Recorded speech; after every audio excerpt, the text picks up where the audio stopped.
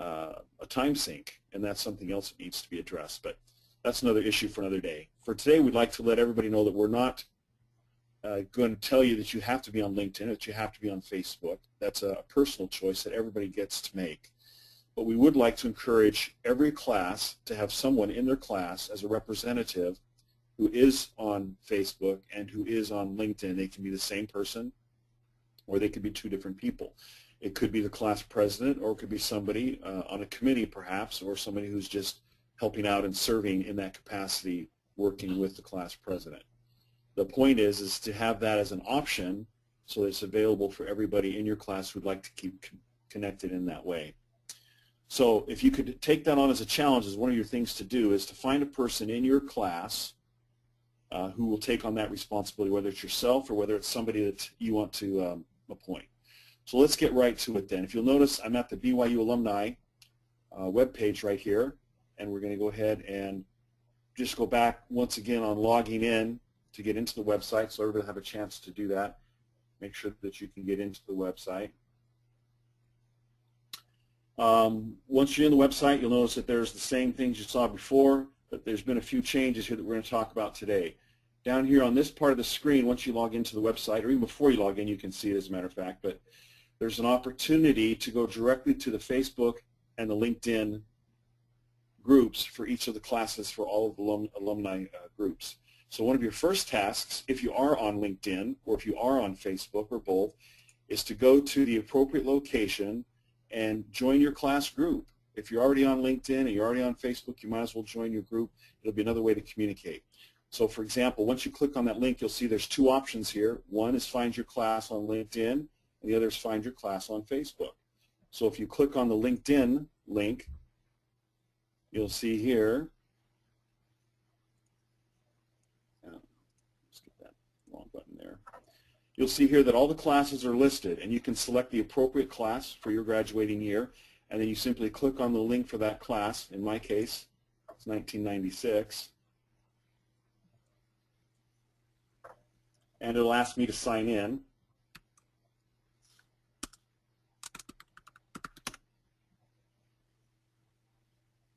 And it takes me directly to my page for my BYU Law School class.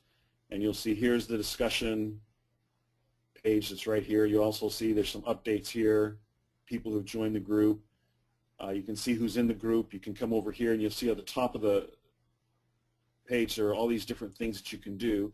Since I'm a manager, I can manage. And once you join the groups, if you're in there, we'll make each of the class presidents or their designated representative a manager of the group so that they can work with the group. These are all closed groups, so when somebody wants to join your LinkedIn group for your class, then it will be important for somebody to be in charge to be able to admit them and allow them to participate, because these are closed groups.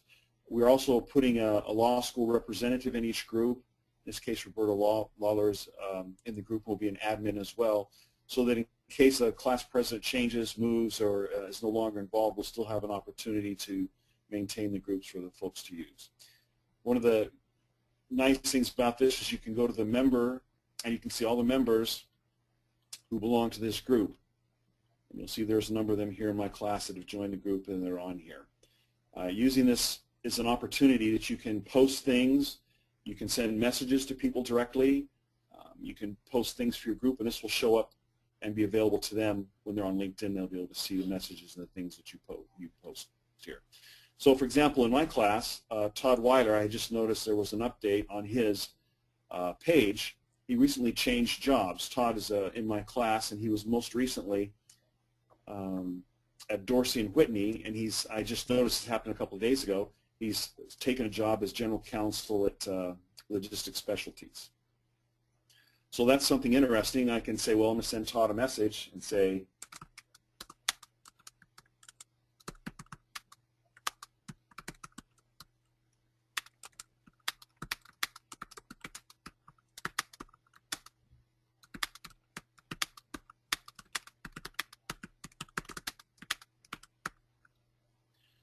so I'm coming to Utah next week, and maybe I'll get together with Todd and have lunch and find out what his new job's all about, get connected with him on that way, And once he gets the message, which was successfully sent, then he usually responds back to me very quickly, and we'll have a little communication. So just when I noticed that happened with his new job, I thought that might be something interesting I'd talk about with Todd when we got up there. We were in several study groups together, and before LinkedIn and Facebook, we didn't really talk that much, but now I have an opportunity to chat with folks a little bit more than I used to. So you'll see that there's news you can put in, all different kinds of things, and it just depends on how you want to use the tool. But what's really interesting is that you can use the tool any way you want to use the tool. Check your messages. People send you messages via LinkedIn, and I have a whole bunch here. Roberta has been spamming me to join all these BYU groups, but that's okay. That's one of the things that we're doing here. Speaking of which, I would like to mention that as you become more familiar with these tools, one of the things that you want to do is you want to make sure that you don't send out a whole lot of updates and notices just for the sake of doing it, because when you have a large group, and as these groups get larger, there'll be more communication. You don't want to have people feel like they're getting spammed by the group, or the group will lose value for the people, and they'll not participate. So whether it's LinkedIn or whether it's Facebook, make sure that you post appropriate content and content that has value for the members of the group. And you'll see some things we might do. Just when we go to Facebook, I'll show you something else we could do. But what's important is to make sure that whenever you post something, that it's relevant, that it's timely, and that it's appropriate for that specific group at that specific time. If you do that and keep that in mind, then I think your posts will be viewed as positive influences and things into the folks' lives, as opposed to something that would be viewed as spam. So let's go back here, and we'll come back to Facebook. And once again, here's the 1996 BYU Law, which is my graduating year.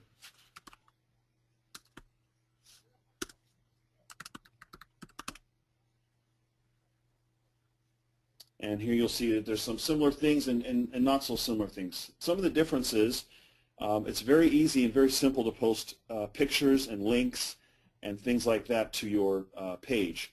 Now you'll see that there's also a different number in this group. The Facebook group has, for my class at least, has more members than the LinkedIn group. And that's one of the reasons why we're using both social media. You'll find that there are different audiences for your Facebook group than there are for your LinkedIn group. And here are some things that I've noticed, that I've seen over time.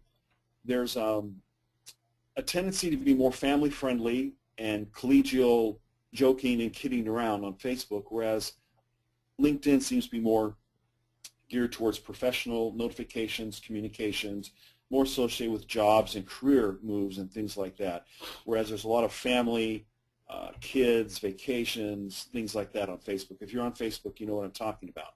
I also noticed that there are a number of people in my class that, for one reason or another, are not currently pursuing an active career in law or anything else, and so some of them have opportunities to do other things with their life, and they're more likely to be on Facebook than on LinkedIn.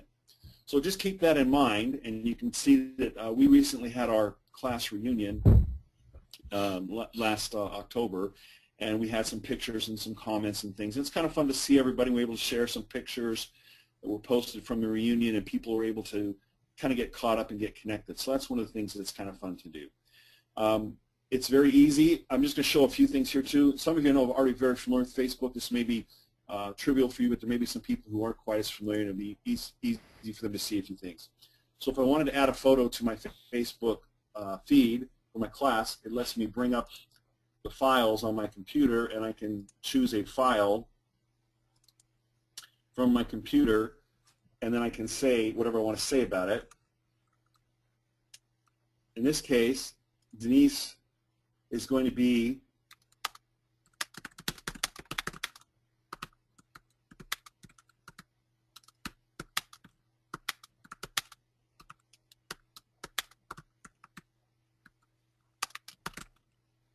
You got an out instead of an R, Mark.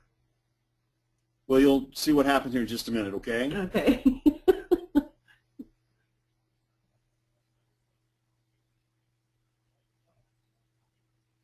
Okay, so that @ sign, when I pulled up Denise's information, it actually created a link to her in my post.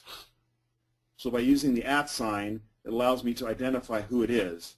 And then in the picture, you can see that that's Denise right there. So now there's a note, and everybody who's in our group well, this will post to their feed, and it's a private, once again, a private group, so for their feed, they'll be able to see this, and then they can say, what's going on with this.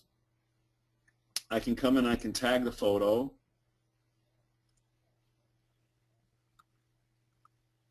And now they'll also generate a message for her that I've tagged her in a photo. So in her stream and in her Facebook, she'll see that not only did I put a comment about her, but it's also been tagged her photo that she's in this photo. So that will show up in her feed. She'll be able to see that. That'll be kind of interesting for her. So those are some of the kinds of things that you can do with your groups. If you choose to, you can send out updates and links. For example, if we go back to the BYU alumni homepage here, something that's interesting, Mike Olson, although it says 95, he was actually in my class. So I'm not sure how that happened, but here's Michael Olson, 95. He competed in a race and actually won a 206-mile race, which I thought was quite interesting. I knew that he was involved in biking and he liked that, but I thought that was kind of interesting. So I can actually just come up here and copy that link, go back to the Facebook page, post that link in there,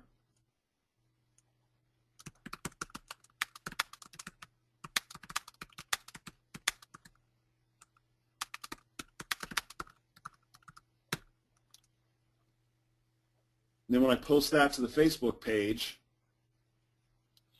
it actually creates a link that will link back to the BYU alumni site, and then people can see that. That way I don't have to actually type in everything about the event. I don't have to put in all the information.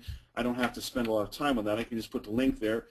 It does two things. It lets people see that, and if they want more information, then they can go to the link, click it, and see what's there. And two, it drives traffic back to the BYU Law alumni website.